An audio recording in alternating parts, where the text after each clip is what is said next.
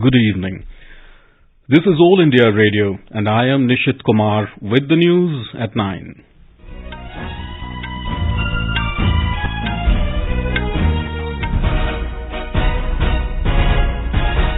The headlines. Prime Minister Narendra Modi releases Tiger Census report, says success of Project Tiger matter of pride for whole world. BJP Central Election Committee meeting in New Delhi to discuss ensuing Karnataka Assembly Elections. Two-day nationwide mock drill to be conducted across all health facilities from tomorrow in view of rising COVID cases. Economic Offence Unit of Bihar arrests 5 persons in connection with violence on Ramnavami. In badminton, Priyanshu Rajawat clinches men's singles trophy of Orleans Masters Super 300 tournament. And in IPL Cricket, in a nail-biting finish, Kolkata Knight Riders beat Gujarat Titans by 3 wickets at Ahmedabad. Match between Sunrisers Hyderabad and Punjab Kings underway at Hyderabad.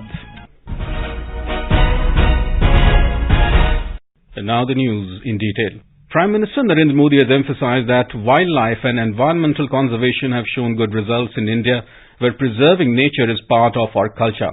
He was speaking at the Golden Jubilee celebrations of Project Tiger in Mysuru today. Mr. Modi said cheetah born after an interval of 75 years in India is a testimonial to improving biodiversity in the country. The Prime Minister said for wildlife to thrive, it is important for ecosystems to thrive.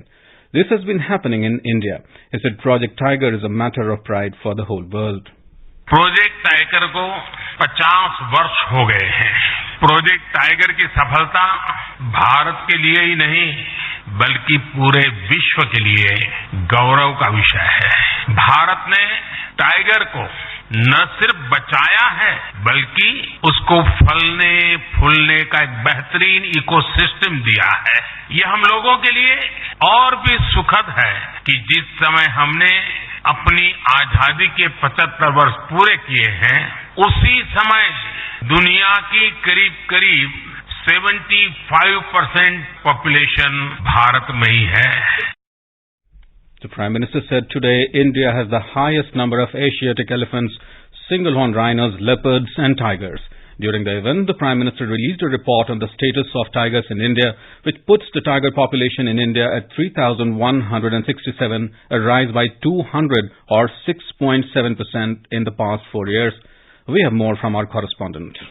The Prime Minister Narendra Modi released a report on the status of tigers in India, according to which the national animal tigers population increased by 200 in India. In 2006, there were 1,411 tigers. In 2010, it grew to 1,706, and in 2014, it was 2,226, and in 2018, it was 2,967, and in 2022, it stood at 3,167.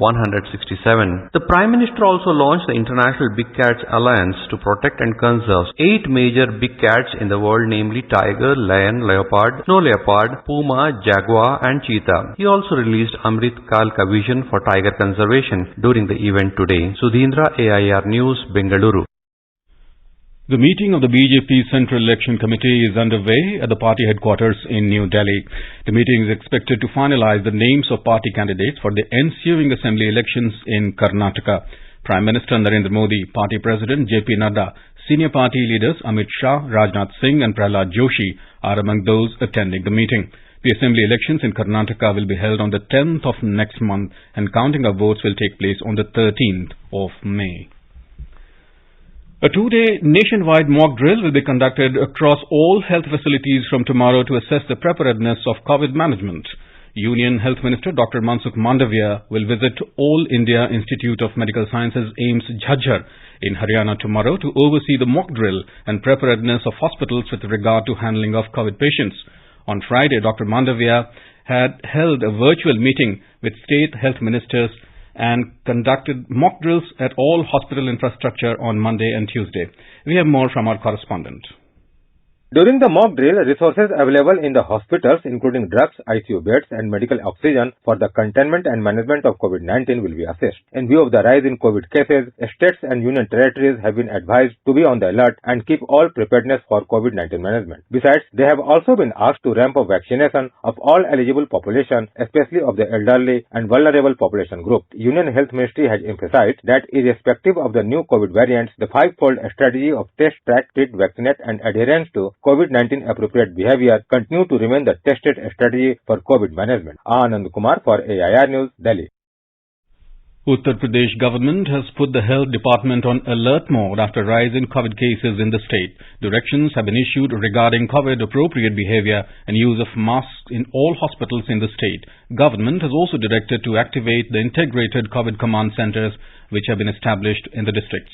Chief Secretary Medical and Health Parthasarathi Sen Sharma had said all divisional commissioners, DMs, chief medical officers and heads of the hospitals have been directed to make necessary arrangements in view of rising cases. Bihar's Economic Offence Unit, EOU, has arrested 5 persons in a case related to Biharsharif violence which erupted on Ramnavami. Talking to reporters, the Additional Director General of Police, J.S. Gangwar, said these persons hatched the conspiracy to provoke violence through social media. The EOU has lodged FIRs against 15 people. Raids are being conducted to nab remaining 10 people. The FIR was lodged on the basis of reports submitted by EOU, which visited violence-hit areas of Biharsharif. 1 person was killed and several injured during Ramnavami violence. This is All India Radio giving you the news. For quick news updates around the clock, follow us on our Twitter handle at AIR News Alerts. Welcome back. Union Home Minister and Minister of Cooperation Amit Shah will be on a 2-day visit to Arunachal Pradesh from tomorrow. On the first day of his visit, he will launch Vibrant Villages program in Kibithu, a border village in Anjaw district. Mr. Shah will also inaugurate 9 micro-hydel projects of the state government constructed under the Golden Jubilee Border Illumination program in Kibithu. These electricity projects will empower people living in border villages. External Affairs Minister Dr. S. Jaishankar will be on official visits to Uganda and Mozambique from tomorrow till the 15th of this month. During his Uganda visit, Dr. Jaishankar is expected to hold delegation-level talks with his Ugandan counterpart General J.J. Odongo, call on the leadership of the country and meet other ministers. Dr. Jaishankar will also inaugurate the transit campus of the National Forensic Science University, NFSU, in Jinja. A bilateral MOU between India and Uganda on setting up the first ever campus of NFSU outside India is likely to be signed during the visit. As Prime Minister Narendra Modi's popular radio program completes 100 episodes this month, All India Radio is presenting vignettes of his select quotes. Let's listen to the excerpts from the program wherein the Prime Minister lauded the Election Commission for its functioning. People, voice and direct dialogue. That's your and our Mann Ki Baat. Yes, this is how our Prime Minister connects with millions of countrymen. With the program Mann Ki Baat, aired on the last Sunday of every month on All India Radio. This series, which started on October 3rd, 2014, will complete its 100th episode in April 2023. In the 52nd episode of this special program, let's listen to those excerpts in which the Prime Minister lauded the Election Commission for its manner of functioning. The voters are the foundation of a democracy. Without their active participation, the grand fest of elections is incomplete. To strengthen this very foundation, the Election Commission, which was set up on 25th January 1950, has been playing its vital role. Just after the Election Commission's Foundation Day anniversary, in the Mann Ki Baat program broadcast on 27th January 2019, the Prime Minister took pride in eulogizing the work of the Election Commission of India. जब हम सुनते हैं कि हिमाचल प्रदेश में समुद्र तल से 15,000 feet की ऊंचाई वाले क्षेत्र में भी मतदान केंद्र स्थापित किया जाता है, तो अंडमान और निकोबार के द्वीप समूह में दूर दराज के द्वीपों में भी वोटिंग की व्यवस्था की जाती है। और आपने गुजरात के विषय में तो जरूर सुना होगा कि गिर के जंगल में एक सुदूर क्षेत्र में एक पोलिंग बूथ जो सिर्फ केवल एक मतदाता के लिए है। कल्पना कीजिए केवल एक मतदाता के लिए। जब इन बातों को सुनते हैं तो चुनाव आयोग पर गर्व होना बहुत स्वाभाविक है। मैं हमारे लोकतंत्र को मजबूत करने का निरंतर प्रयास करने के लिए चुनाव आयोग की सराहना करता हूं।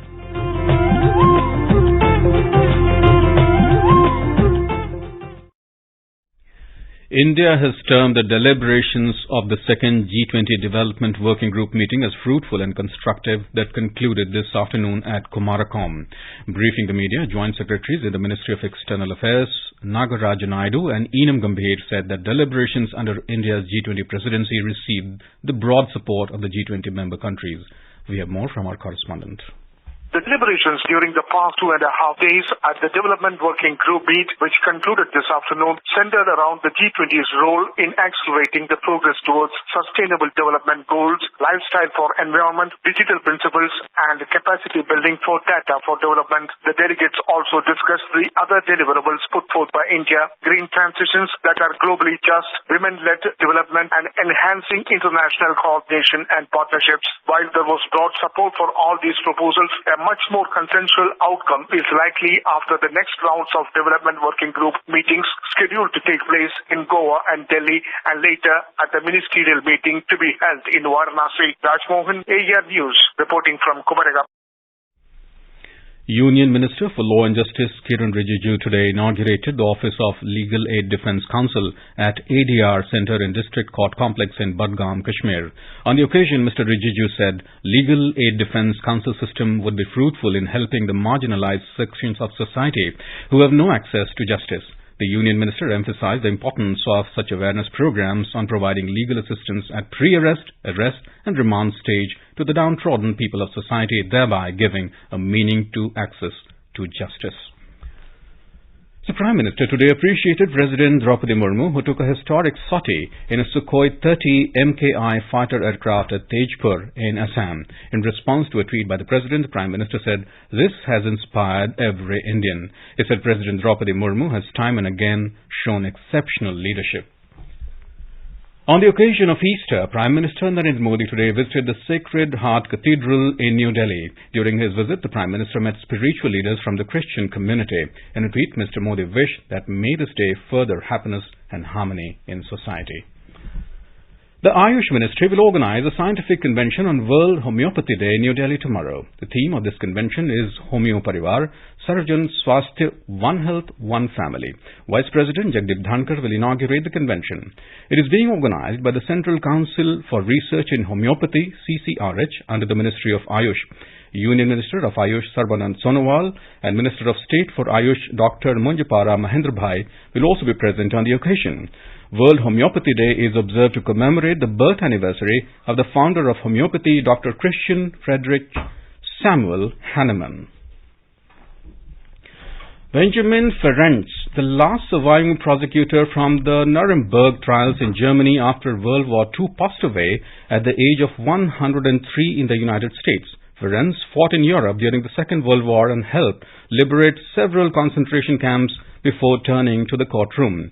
He was just 27 when he was named as chief prosecutor for Nuremberg's Einsatzgruppen trial and secured the convictions of 22 Nazi officers for crimes against humanity. Ferencz championed the creation of an international court which could prosecute any government's leaders for war crimes. In badminton, Priyanshu Rajawat has clinched the men's singles trophy of the All-Ins Master Super 300 tournament. He defeated Denmark's Magnus Johannesson 21-15, 19-21, 21-16 in the final in France today. And in IPL Cricket, Kolkata Knight Riders snatched an incredible win from defending champions Gujarat Titans in the last over with a blitz from Rinku Singh, who hit 5 sixes off Yash Dayal in the final over of the game. For KKR, Venkatesh Iyer also scored 83 off 40 balls. The other fixture of the day between Sunrisers Hyderabad and Punjab Kings is underway at Rajiv Gandhi International Stadium in Hyderabad. Put into bat, Punjab Kings were 126 for 9 in 18 overs when reports last came in. And now before we end the bulletin, the headlines once again.